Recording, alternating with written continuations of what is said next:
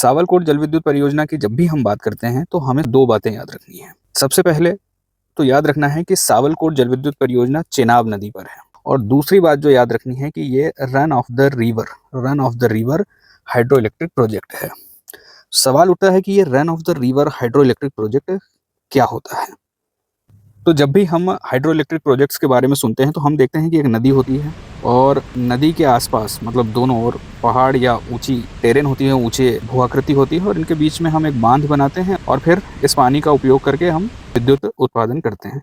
लेकिन run of the river projects in परियोजनाओं से इस तरह के तकनीक से थोड़ा सा अलग है। इसमें क्या होता है कि नेचुरल फ्लो का उपयोग करके बिजली बनाई जाती है और पानी को वापस नदी में छोड़ दिया जाता है। ये जो इमेज है इससे हम समझ सकते हैं, जैसे ये नदी है और इसका जो नेचुरल फ्लो है, उस नेचुरल फ्लो का उपयोग करके किसी पाइपलाइन के थ्रू या फिर पेनस्टॉक का उपयोग करके पानी को टरबाइन के ऊपर गिराया जाता है, टरबाइन से बिजली बनाई जाती है और बिजली बनाकर पानी को वापस नदी में छोड़ दिया जाता है।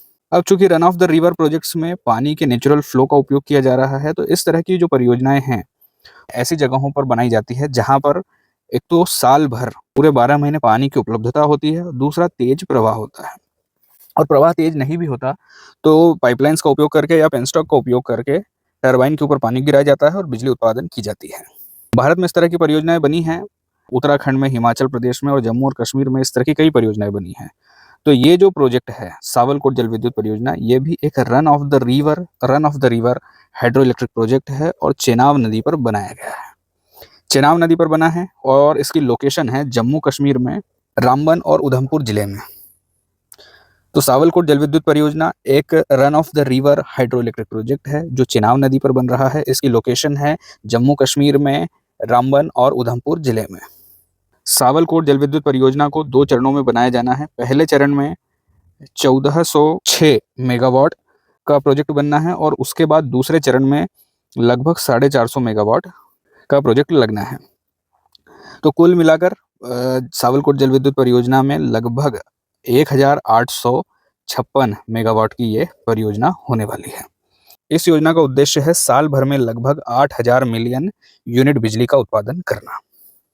और इसको कौन बना रहा है? इस पर काम कर रहा है NHPC यानी national hydro power corporation limited.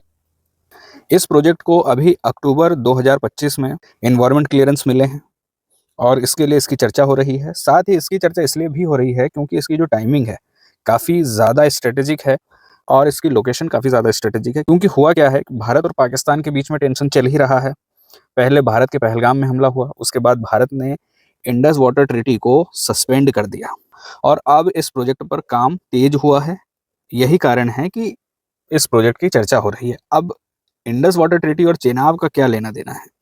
तो मामला कुछ ऐसा है कि भारत और पाकिस्तान के बीच में पानी के बंटवारे को लेकर एक संधि हुई है और इस संधि के हिसाब से ये जो चेनाब नदी है, उस चेनाब नदी के पानी पर पाकिस्तान का नियंत्रण है। भारत इसका उपयोग कुछ छिटपुट उपयोग के लिए कर सकता है, बड़े पैमाने पर पानी पर नियंत्रण नहीं कर सकता। और इंडस वाटर ट्रीटी के सस्पेंड होने के बाद चेनाब नदी पर सावलकोट जल विद्युत परियोजना पर काम तेज हुआ है। तो इसको लेकर पाकिस्तान आरोप लगा रहा है कि भारत पानी को कंट्रोल करने की, भारत पानी को रोकने की कोशिश कर रहा है। और इन सब के बीच ये प्रोजेक्ट भू राजनीति या जियो पॉलिटिक्स का एक सिंबल बन गई है। एनवायरमेंट क्लियरेंस मिला है और चूंकि इस परियोजना का स्ट्रेटेजिक इंपॉर्टेंस काफ़ी ज़्यादा है, इसलिए केंद्रीय विद्युत मंत्रालय और होम मिनिस्ट्री ने इसको इम्पैक्ट असेसमेंट और कैरिंग कैपेसिटी स्टडीज से छूट देने की बात कही थी और इन्हें छूट मिल भी गई है और इस परियोजना को एनवायरमेंट क्लियरेंस भी मिले हैं। अब यहाँ पर भी 4 सवाल उठते हैं। पहला सवाल तो ये कि इम्पैक्ट असेसमेंट क्या है, दूसरा सवाल ये कि कैरिंग कैपेसिटी स्टडीज क्या है, तीसरा सवाल ये कि ये रणनीतिक महत्व की चीज़ें क्या होती है, और चौथा सवाल ये कि ये जो सावलकोट हाइड्रो इलेक्ट्रिक प्रोजेक्ट है वो रणनीतिक रूप से महत्वपूर्ण क्यों है। तो सबसे पहले तो ये देख लेते हैं कि इम्पैक्ट असेसमेंट क्या होता है। इम्पैक्ट असेसमेंट में होता क्या है कि किसी भी परियोजना के, किसी भी प्रोजेक्ट के प्रभावों का आकलन किया जाता है। इसमें देखा जाता है कि जैव विविधता को कितना नुकसान होगा, पानी की गुणवत्ता को कितना नुकसान होगा, पारिस्थितिकी तंत्र को कितना नुकसान होगा, मछलियों के प्रवाह में कितनी बाधा होगी, कितना सेडिमेंट जमा होगा, प्रदूषण कितना होगा, ग्रीन हाउस उत्सर्जन कितना होगा, विस्थापन कितना होगा और समुदायों पर क्या क्या प्रभाव पड़ेगा। इन सभी बातों का आकलन किया जाता है इम्पैक्ट असेसमेंट में। और कैरिंग कैपेसिटी स्टडीज में देखा जाता है कि कोई भी रिवर वैली कितने बांधों को सहन कर सकती है, कितने बांध इस पर बनाए जा सकते हैं, इसके पारिस्थितिकी तंत्र पर प्रभाव डाले बिना, दुष्प्रभाव डाले बिना अभी फॉरेस्ट असेसमेंट कमेटी ने मंजूरी दे दी है और ये 2 आकलन नहीं किए हैं। अब इनकी ओर से बताया जा रहा है कि ये जो असेसमेंट है 2013 से हो रहे हैं, जबकि इस परियोजना को मंजूरी 1984 में ही मिल गई थी। इसलिए इनका ये असेसमेंट नहीं हुआ है और इसे पर्यावरणीय मंजूरी मिल गई है। अब रहा सवाल कि ये परियोजना रणनीतिक रूप से महत्वपूर्ण है तो क्यों है? आखिर ऐसा क्या है इस परियोजना में या इस तरह की किसी भी परियोजना में कि इन्हें रणनीतिक रूप से महत्वपूर्ण कहा जाता है? तो इसमें कुछ सामान्य टारगेट हो सकते हैं, सामान्य लक्ष्य हो सकते हैं, सामान्य उद्देश्य हो सकते हैं जिनके लिए हम बांध बनाते हैं। साथ ही साथ इनके दूसरे सामरिक महत्व भी हो सकते हैं। जैसे सबसे पहले तो देखें कि एक बांध इसलिए ज़रूरी होता है कि इससे जल विद्युत उत्पादन होता है, बिजली पैदा होती है, पानी के प्रवाह को कंट्रोल किया जा सकता है, बाढ़ को नियंत्रित किया जा सकता है, जलापूर्ति के लिए ज़रूरी है, पेयजल के लिए ज़रूरी है, सिंचाई के लिए ज़रूरी है, नौवहन के लिए ज़रूरी है, मत्स्य पालन के लिए ज़रूरी है, मनोरंजन के लिए, इन सभी कामों के लिए एक बांध ज़रूरी होता है, इसलिए बांध बनाए जाते हैं। आर्थिक प्रगति में बांध सहायक होते हैं, किसानों के लिए सहायक होते हैं, बिजली आपूर्ति से लेकर पीने के पानी तक बांधों की महत्ता है। साथ ही साथ सावलकोट जल विद्युत परियोजना इसलिए भी महत्वपूर्ण है क्योंकि ये चेनाब नदी पर है और चेनाब नदी इंडस वाटर ट्रीटी के तहत पाकिस्तान के नियंत्रण में है। पाकिस्तान आरोप लगा रहा है कि भारत पानी पर, नदियों पर नियंत्रण करने की कोशिश कर रहा है क्योंकि हमने एक तरफ इंडस वाटर ट्रीटी को सस्पेंड कर दिया है, दूसरी तरफ हम बड़े प्रोजेक्ट्स भी बना रहे हैं। अब इस परियोजना से जुड़ी हुई कुछ चिंताएं भी हैं। जैसे क्या चिंताएं हैं? एक चिंता तो यह है कि चेनाब नदी पर पहले से ही कुछ परियोजनाएं बनी हुई हैं, परियोजनाएं काम कर रही हैं। जैसे कि एक तो है दुलहस्ती या डलहस्ती जो रन ऑफ द रिवर परियोजना है और किश्तवाड़ जिले में है। एक दूसरी परियोजना है बगलिहार परियोजना, ये भी रन ऑफ द रिवर परियोजना है और ये है डोडा और रामबन जिले में। एक तीसरी परियोजना भी है यहाँ पर सलाल डैम, ये भी run of the river project है और ये है रियासी जिले में। एक और है रतले डैम, ये भी run of the river project है और ये है किश्तवाड़ जिले में। इसके अलावा यहाँ पर कीरू डैम भी है और ये भी है किश्तवाड़ जिले में। और अब सावलकोट परियोजना पर काम चल रहा है जो है रामबन और उधमपुर जिले में। तो इतनी सारी परियोजना पहले से है, एक और परियोजना यहाँ पर आई है जिस पर काम शुरू होने वाला है। प्रोजेक्ट की एक बात को लेकर आलोचना की जा रही है, एक तरफ स्ट्रेटेजिक रूप से काफ़ी ज़्यादा इंपॉर्टेंट है डैम, लेकिन दूसरी तरफ एक्सपर्ट्स कह रहे हैं कि ये run of the river project भले ही कहा जा रहा है, लेकिन इसके ऊपर लगभग 192.5 मीटर की एक कंक्रीट की दीवार बनने वाली है और इस दीवार के माध्यम से इस पर बांध बनेगा और बांध के बनने से इसमें लगभग 1159 हेक्टेयर का एक रिजर्वायर भी बनना है। तो इसलिए ये run of the river project नहीं है बल्कि एक स्टोरेज डैम की श्रेणी में आ जाता है और इंडस वाटर ट्रीटी के तहत भारत इस पर स्टोरेज डैम नहीं बना सकता है बल्कि इस पर run of the river project ही बना सकता है। आलोचना इस बात को लेकर भी हो रही है कि परियोजना में प्रशासनिक देरी के कारण और समय इतना जो गुजर गया है उसमें महंगाई के कारण लगभग 9,000 करोड़ की लागत बढ़ चुकी है।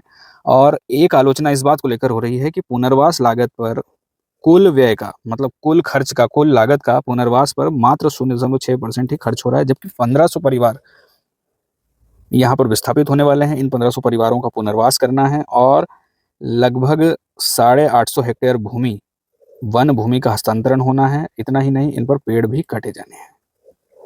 जब भी किसी प्रोजेक्ट के लिए पेड़ काटे जाने होते हैं तो फॉरेस्ट असेसमेंट कमेटी से इसके लिए मंजूरी लेनी पड़ती है और परियोजना को मंजूरी मिल गई है।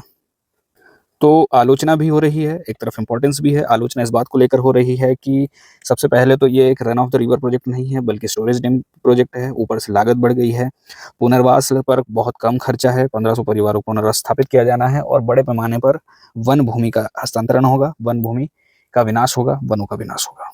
लेकिन ये परियोजना इसलिए ज़रूरी हो रही है क्योंकि इंडस वाटर ट्रीटी का भारत ने निलंबन कर दिया है और इससे इंडस वाटर ट्रीटी के निलंबन से प्रक्रियात्मक बाधाएं खत्म हुई हैं। इसका उपयोग करके, इस स्थिति का लाभ उठाकर भारत सावलकोट, बुलर बैराज जैसी परियोजनाओं को आगे बढ़ाने के लिए इस स्थिति का उपयोग कर सकता है। लेकिन पाकिस्तान भारत के ऊपर इन नदी पर, पानी पर नियंत्रण करने का आरोप लगा रहा है। चूंकि भारत इंडस वाटर ट्रीटी को निलंबित कर चुका है इसलिए भारत पर दबाव तो नहीं है, लेकिन चूंकि भारत पाकिस्तान के मामले में अपस्ट्रीम राज्य है, क्योंकि ये जो नदियां हैं जैसे सिंधु, झेलम और चेनाब भारत से होकर पाकिस्तान में जाती है, मतलब पानी भारत से होकर पाकिस्तान में जाता है, इसलिए भारत ऊपर है, पाकिस्तान नीचे है। इसलिए भारत को यहाँ पर अपस्ट्रीम स्टेट कहा जा रहा है, अपस्ट्रीम राज्य है, रिपेरियन राज्य है और पाकिस्तान को यहाँ पर नुकसान हो सकता है, क्योंकि भारत अपस्ट्रीम होने की, अपने ऊपरी होने की स्थिति का फ़ायदा उठा सकता है। और इसी तरह का आरोप हम चीन के ऊपर भी लगाते हैं, क्योंकि ब्रह्मपुत्र नदी के मामले में चीन अपस्ट्रीम स्टेट है। तो इस तरह के आरोप हम चीन पर लगाते हैं, दूसरी तरफ हम भी उसी तरह के निर्णय लेते हैं, तो भारत की अंतर्राष्ट्रीय छवि को नुकसान होगा, भारत की विश्वसनीयता कम होगी, भारत की छवि ट्रीटीज़ को तोड़ने वाले देश की बनेगी, और इस तरह से भारत का अंतर्राष्ट्रीय स्तर पर भरोसा कम हो सकता है। तो एक ये जोखिम भारत को उठाना पड़ेगा, क्योंकि भारत भी अंतर्राष्ट्रीय मंचों पर नियम आधारित सीमा पर जल शासन यानी कि रूल बेस्ड ट्रांसबाउंड्री गवर्नेंस का समर्थन करता रहा है। इसलिए भारत को यहाँ पर एक बैलेंस्ड तरीके से आगे बढ़ना पड़ेगा।